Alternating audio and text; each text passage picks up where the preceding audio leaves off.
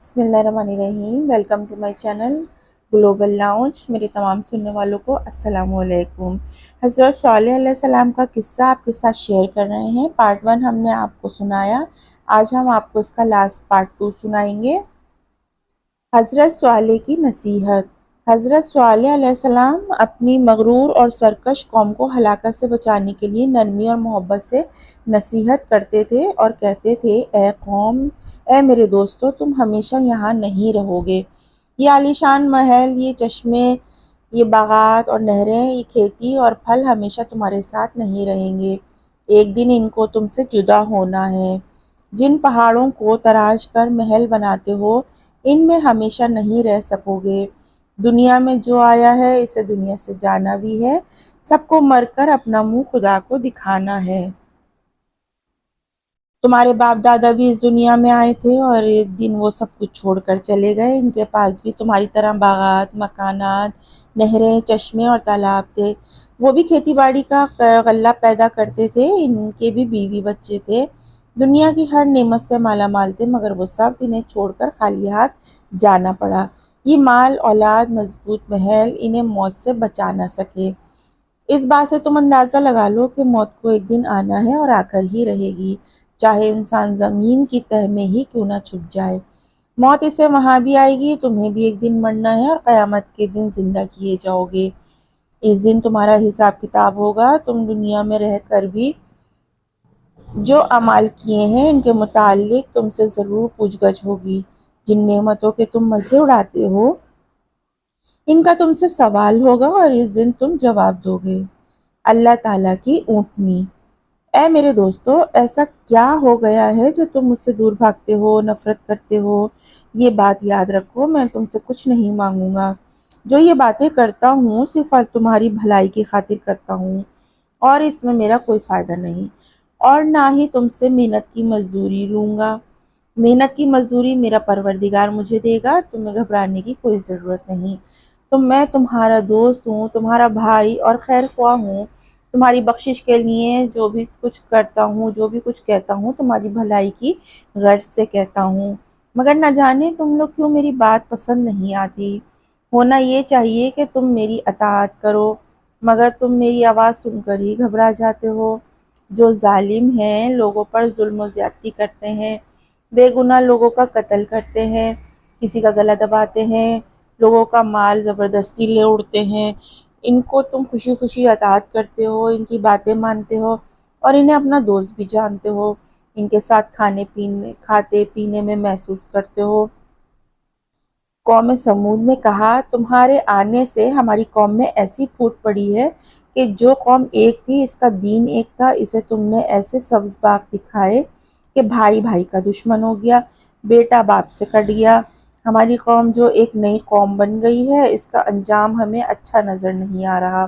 تم جادوگر ہو اور تم بھی ہماری طرح انسان ہو، پھر تم کیسے پیغمبر مان لیں؟ ہم تمہارا کہنا نہیں مانیں گے۔ اگر تم سچے ہو تو پھر ہمیں ایسا کوئی معجزہ دکھاؤ جس سے ہمیں یقین آ جائے کہ تم سچے اور پیغمبر ہو اور ہماری بھلائی کو آئے ہو۔ حضرت صالح علیہ السلام نے کہا، کیا تم میرا معجزہ دیکھ کر ایمان لے آؤ گے؟ وہ بولے، ہمیں معجزہ دکھا دو تاکہ تم پر ایمان لے آئیں۔ حضرت صالح علیہ السلام نے کہا، تم کون سی نشانی چاہتے ہو؟ قوم سمود نے کہا، تم سامنے والے پہاڑ سے ایسی اونٹنی نکال دو جس کے اس وقت بچہ پیدا ہو جائے، اور ایسا ہو جانے پر ہم تمہیں سچا مان لیں گے۔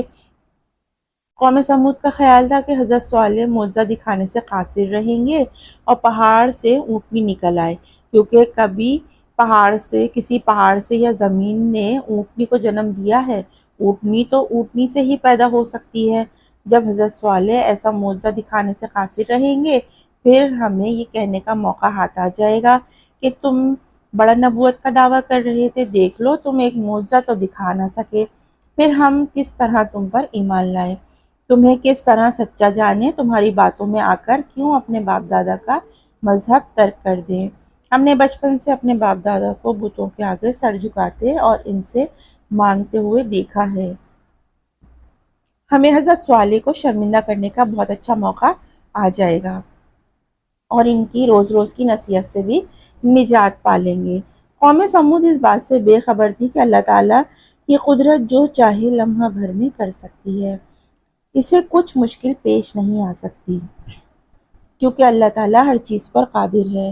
حضرت صالح علیہ السلام کو اس بات کا پکا یقین تھا کہ اللہ تعالیٰ ہر چیز پر قادر ہے، اس لیے وہ چاہے گا پلک جھپکتے میں کر دے گا، اس کے ارادے سے کون ہے جو روکے گا۔ حضرت صالح علیہ السلام نے بارگاہ الہی میں دعا کی، اے اللہ، میری قوم جو دیکھنا چاہتی ہے وہ انہیں دکھا دے، بے شک تو ہر چیز پر قادر ہے اور ہر شے پر حاوی ہے۔ ان کی دعا قبول ہو گئی۔ دفتن پہاڑ پھٹا، اونٹنی پہاڑ کے اندر سے نکل آئی اور اس نے فوراً ایک بچے کو جنم دیا۔ قوم سمود یہ منظر دیکھ کر حیرت زدہ ہو گئی، اس کے تو وہم و گمان میں بھی نہیں تھا کہ ایسا ہو جائے گا۔ وہ بہت گھبرائے کہ اب کیا کریں، جو معجزہ انہوں نے دیکھنے کی خواہش کی تھی وہ تو ظاہر ہو گیا۔ حضرت صالح علیہ السلام نے دعا کی قبولیت پر قوم سمود سے کہا، تم جو نشانی چاہتے تھے وہ اونٹنی کی شکل میں تمہارے سامنے موجود ہے، یہ اللہ کی اونٹنی ہے، تم اس سے کسی قسم کی تکلیف نہ دینا، اگر تم نے اسے ایذا پہنچائی تو سمجھ لو کہ یہ تمہاری ہلاکت کا نشان ثابت ہوگی، یہ تمہارے لیے نشانی ہے، اپنے اندر خاص اہمیت رکھتی ہے۔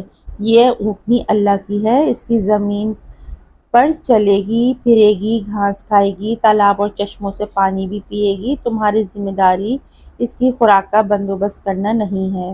اس اونٹنی کی صورت عجیب طرح کی تھی، جب جنگل گھاس چرنے جاتی تو صورت دیکھ کر جنگل میں موجود جانور ڈر جاتے اور اسے دیکھتے ہی جانور جلدی سے بھاگ کر وہاں سے چلے جاتے اور ادھر ادھر چھپ جاتے۔ یہی صورت اس وقت بھی ہوتی تھی جب اونٹنی تالاب چشموں پر پانی پینے جاتی تھی، جانور اونٹنی کو دیکھتے ہی بھاگ جاتے تھے۔ حضرت صالح علیہ السلام نے یہ دیکھ کر قوم سمود سے کہا، اللہ تعالیٰ نے تمہارے اور اس کے درمیان پانی کے لیے باری مقرر فرما دی ہے، ایک دن تمہارا پانی ہے اور ایک دن اس کا ہے، دیکھو اب اس میں فرق نہ آنے دینا۔ قوم سمود نے یہ بات مان لی۔ اب ایسا ہوتا کہ ایک دن اونٹنی جنگل جاتی تھی اور دوسرے دن شہر کے تمام جانور جاتے تھے۔ اونٹنی کا قتل۔ کچھ دن گزرنے پر قوم سمود کو یہ بات کھٹکنے لگی کہ انہیں یہ بات گوارا نہیں کہ پورا ایک دن ان کے جانور بھوکے پیاسے گھر میں بندے پڑے رہے اور وہ اپنے جانوروں کو جنگل میں چھوڑ بھی نہیں سکتے۔ جس دن اونٹنی کی باری ہوتی وہ اپنے جانوروں کو بھی لے جاتے تو اونٹنی کو دیکھ کر بھاگ لیتے، وہ اونٹنی کو ایذا بھی نہیں دے سکتے تھے، ایسی صورت میں ان پر عذاب آ سکتا تھا، اس لیے خاموش تھے۔ پھر آہستہ آہستہ ان کا عذاب کے حوالے سے جو ان کے دلوں میں خوف تھا وہ نکلنے لگا۔ وہ ایسی بے باک اور دلیر قوم تھی کہ جس بات کا ڈر تھا ڈر نہیں تھا، چپکے لوگ اونٹنی کو قتل کرنے کے منصوبے بنانے لگے، لیکن قتل کون کرے گا یہ طے نہیں ہو پاتا تھا۔ پاتے سب کرتے تھے، اونٹنی ناقہ کو قتل کرنے کی ہمت کسی کو نہ ہوتی تھی۔ ایک حسین و جمیل مالدار صدوق نامی عورت تھی، اس نے خود کو ایک شخص مصدہ کے نام کے سامنے ایک مالدار عورت انیزہ نے اپنی ایک خوبصورت لڑکی کو قیدار کے سامنے پیش کیا اور ان سے وعدہ کیا کہ اگر وہ دونوں مل کر ناقہ اونٹنی کو ہلاک کر دیں تو قبیلے کی ان دونوں خوبصورت لڑکیوں کو ان سے بیاہ دیا جائے گا، مال و دولت بھی دیا جائے گا تاکہ وہ عیش و عشرت کی زندگی بسر کریں۔ قیدار بن سالف اور مصدہ نے اس آفر کو قبول کیا اور اس بات پر آمادہ ہو گئے۔ وہ راستے میں چھپ کر بیٹھ جائیں گی اور جیسے ہی ناقہ گھاس کھانے چراگاہ پر جائے گی وہ اس پر حملہ کر دیں گی، اور لوگوں نے بھی اس کام میں ان کا ساتھ دینے کا وعدہ کر لیا۔ وہ منصوبے کے تحت چھپ کر بیٹھ گئے۔ جب ناقہ اونٹنی چراگاہ میں آئی تو اسے قتل کر دیا۔ اپنی اس کامیابی پر وہ بہت خوش تھے۔ اس خوشی میں انہوں نے آپس میں مشورہ کیا کہ رات ہو جائے تو پھر ہم سب مل کر صالح کو ان کے اہل و عیال سمیت قتل کر دیں گے۔ یہ کام ہو جانے پر ان لوگوں کو جو ان پر ایمان لائے ہیں جھوٹی قسمیں کھا کر یہ یقین دلائیں گے کہ یہ کام انہی کا نہیں کسی اور نے کیا ہے۔ ناقہ اونٹنی کے بچے نے جب یہ دیکھا کہ اس کی ماں کو قتل کر دیا گیا ہے تو وہ چیختا چلاتا بھاگا اور پہاڑی پر چڑھ گیا، اور پہاڑی پر چڑھنے کے بعد وہ غائب ہو گیا۔ قوم سمود پر عذاب۔ اس واقعے کی خبر حضرت صالح علیہ السلام کو بھی ہو گئی کہ نافرمان قوم نے اونٹنی کو قتل کر دیا۔ اونٹنی کا موت اونٹنی کی موت کا انہیں اتنا افسوس اور دکھ ہوا کہ حضرت صلی اللہ علیہ وسلم رنجیدہ ہوتے ہوئے قوم سمود سے بولے، مجھے جس بات کا خوف تھا وہی ہو گیا، اب تم خدا کے عذاب کا انتظار کرو جو 3 دن بعد آ کر تمہیں تباہ کر دے گا۔ تم 3 دن اپنے گھروں میں آرام کر لو، پھر اس کے بعد عذاب آ کر رہے گا، اور یہ وعدہ سچا ہے۔ قوم سمود کا وقت خراب ہو چکا تھا، اسی بنا پر ان کی پر کوئی نصیحت اور تنبیہ کارگر ثابت نہیں ہو رہی تھی۔ عذاب کا سن کر وہ ہنسے اور پوچھنے لگے، یہ عذاب کیسے آئے گا اور کہاں سے آئے گا؟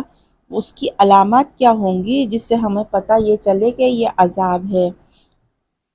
حضرت صلی اللہ علیہ وسلم نے عذاب کی علامت بتاتے ہوئے کہا کہ تم سب کے چہرے زرد ہو جائیں گے، چاہے وہ مرد ہوں، عورت ہو، بچہ ہو یا بوڑھا آدمی ہو، کوئی بھی ہو اس سے بچ نہ سکے گا۔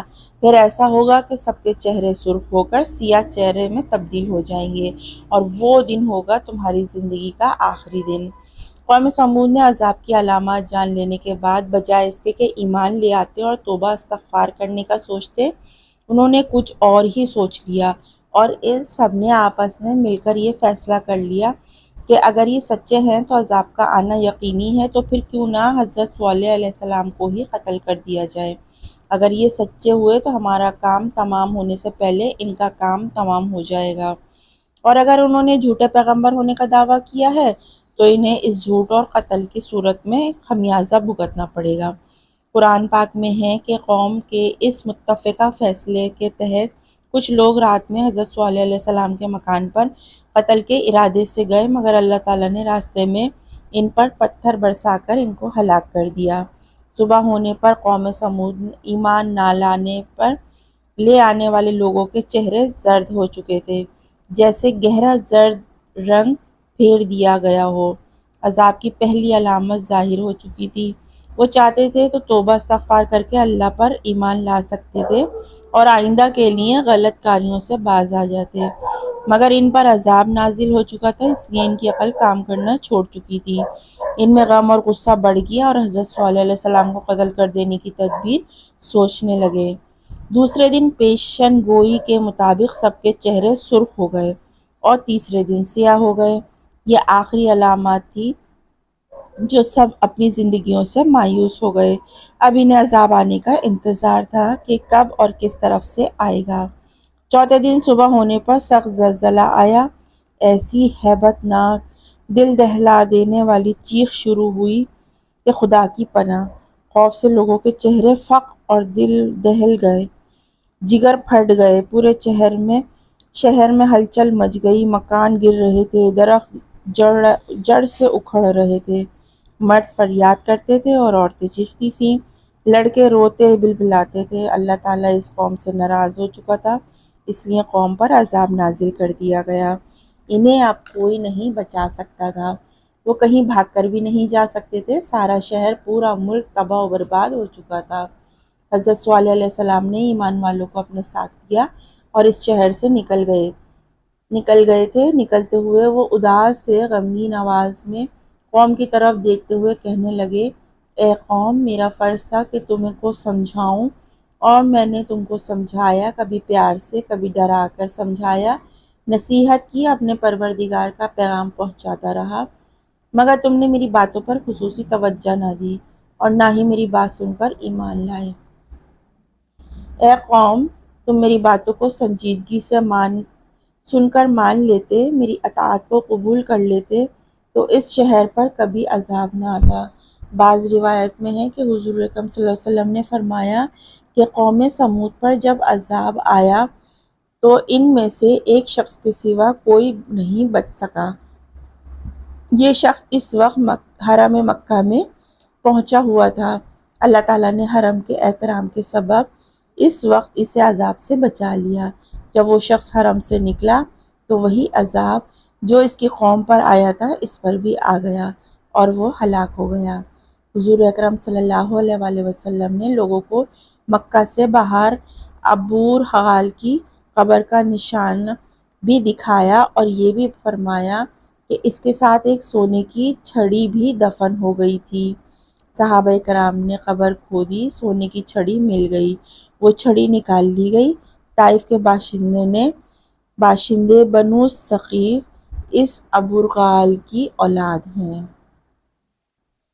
حضرت صالح علیہ السلام کا قصہ یہاں پر لاسٹ پارٹ ختم ہوتا ہے۔ امید ہے آپ کو قصص الانبیاء کی سیریز بہت پسند آ رہی ہوگی۔ اگر آپ کو ہمارا چینل اچھا لگ رہا ہے تو اس کو لائک، شیئر اور کرنا نہ بھولیں، اور کمنٹ باکس میں ہمیں ضرور بتائیں کہ آپ کہاں سے ہمارا قصہ سن رہے ہیں۔ اپنا بہت سا خیال رکھیں۔ نیکسٹ قصے میں آپ سے ملتے ہیں۔ جب تک اپنی ٹیچر سائمہ خان کو اجازت دیجیے۔ اللہ حافظ۔